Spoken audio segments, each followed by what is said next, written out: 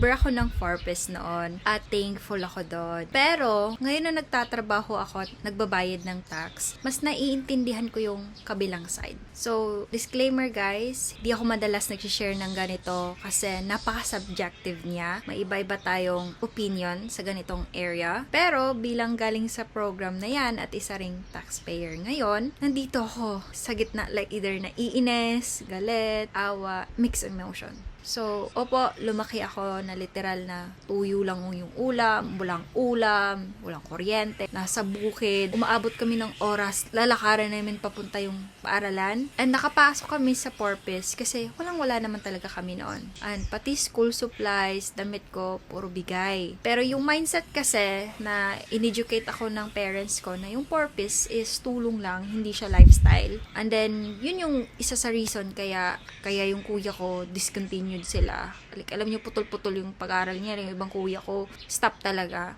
And, yun, puro discard kami sa buhay. Benta ng candy, benta ng gulay. At that time, pwede pa, diba, magbenta doon sa, sa school. Ngayon, hindi na dapat na pwede. And, yun, discard hanggang lumaki kami, discard talaga para makasurvive. And, aware kami na ipantawid lang to. And ngayon, guys, naramdaman ko kung gaano kabigat ang pagiging taxpayer. Yung tipong nasa working class ka. And then, ayaw mo magkaanak kasi ang mahal ng bilihin. Nagtitipid tayo.